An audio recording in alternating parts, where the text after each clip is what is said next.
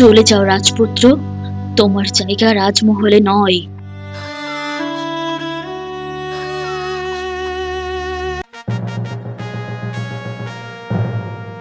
এই রাজ্য আমার রক্ত ঘাম ত্যাগ দিয়ে গড়া। এখন আমার বয়স বাড়ছে, উত্তরাধিকার ঠিক করতে হবে।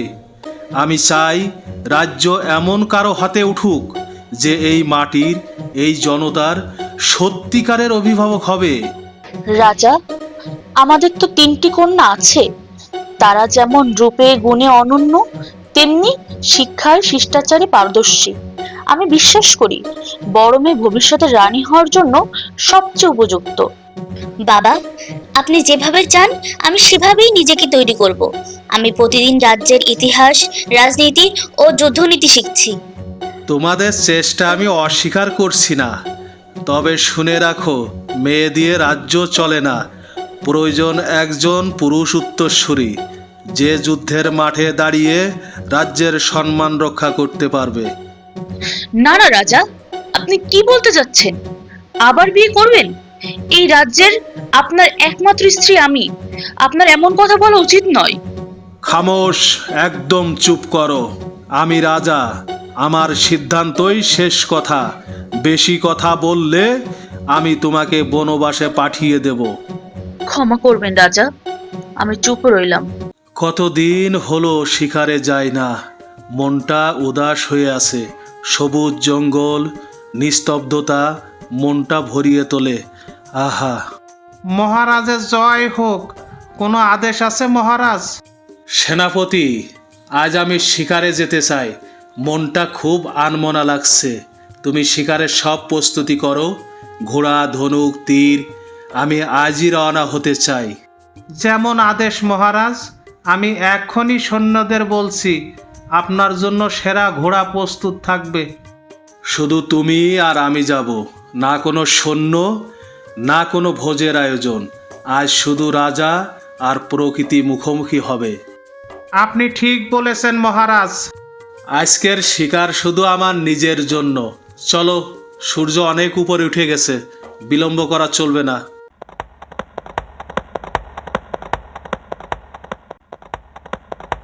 সন্ধ্যা নেমে এলো সেনাপতি। শরীর ভেঙে পড়েছে, খুবই জল তৃষ্ণা পেয়েছে। মহারাজ, ওইদিকে একটা কুঁড়ে ঘর দেখা যাচ্ছে, কিন্তু এত গভীর বনে কেউ থাকে? আসো, চলো দেখে আসি। কে জানে ভাগ্য আজ আমাদের জন্য কি অপেক্ষা করছে। কেউ আছেন? একটু জল পেতে পারি? আমাদের মহারাজের অনেক জল তৃষ্ণা পেয়েছে। তুমি এই গভীর জঙ্গলে? কে তুমি? কেমন করে এখানে এলে? আমাদের বাড়ি নদীর ধারে ছিল, বান এসে সব ভাসিয়ে নিয়ে গেছে মহারাজ। কোথাও ঠাঁই না পেয়ে এখানে ছোট্ট ঘর করেছি। বাজারে কাঠ বিক্রি করে মা বোন নিয়ে বেঁচে আসি। আপনারা বসুন, আমি জল আনছি। তোমার সৌন্দর্য, সরলতা আর সাহস আমার হৃদয় স্পর্শ করেছে। আমি চাই তুমি আমার রাজমহলের রানী হও।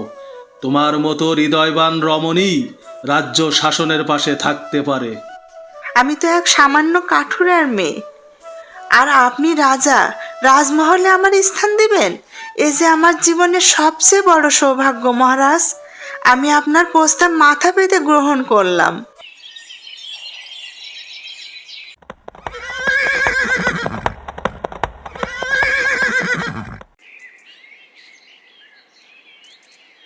মা, সেই কাঠুরের মেয়েটাকে দেখলে?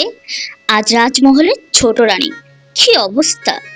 ওর হাঁটার ভঙ্গি দেখছো?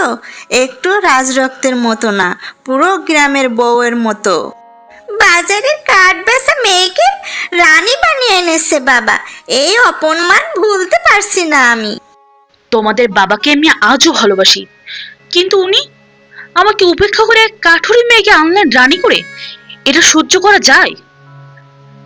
তোমাদের মধ্যে কেউ যদি একদিন রানী হতে চাও, তবে এই মেয়েটাকে সরাতে হবে। আর যদি তার গর্ভের সন্তান আসে, সেটা তো আমাদের জন্য সবচেয়ে বড় বিপদ হবে। রাজপুত্রকে সরিয়ে দিব, কিন্তু কিভাবে মা? সময় হলে আমি বলবো কি করতে হবে। আপাতত চোখ রাখো ওর উপর। তোমাদের বাবার মন থেকে ওর জায়গা কেড়ে নিতে হবে। বলো বলো কুলসুম, কি সংবাদ নিয়ে এসেছো? আমি অনেকক্ষণ ধরেই অপেক্ষা করছি। মহারাজের জয় হোক। ছোট রানীর কোল জুড়ে আজ পুত্র সন্তান এসেছে।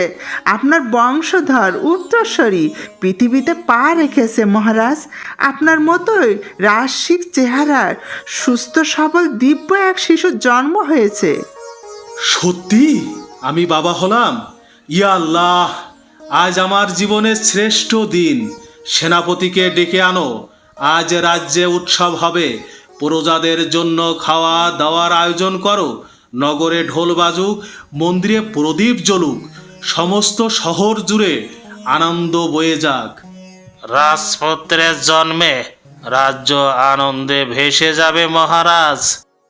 ওই কাঠুরিয়ার ঘরের মেয়েটি আজ রাজপুত্রের জননী। সবাই যাকে তুচ্ছ ভাবত, আজ তার কোল জুড়েই বংশের প্রদীপ জ্বলছে। ছোট রানী, আমার জীবনের সব থেকে বড় উপহারটা আজকে তুমি দিলে। ধন্য রানী, ধন্য ছোট রানী। ওই কাঠুরিয়ার মেয়ে আজ রাজগৃহের রানী, আর তার ছেলে রাজপুত্র। এটা কোনোদিন সহ্য করব না আমি। সেই ছেলে একদিন রাজা হবে। তুমি যা বলবে মা, আমরা তাই করব। কিন্তু কি করব বলো? এই ছেলেকে পৃথিবী থেকে সরিয়ে দিতে হবে। কাল রাতেই কাজ শেষ করতে হবে। রাজপুত্রকে সরিয়ে দিব, কিন্তু কিভাবে মা?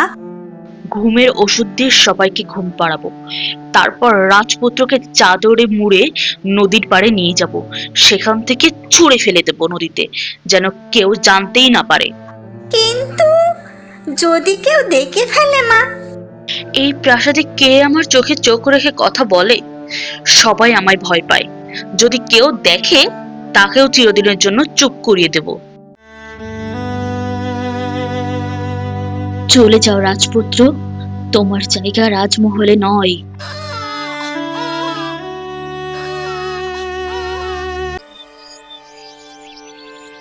রাজপুত্র, আমার ছেলে কোথায়?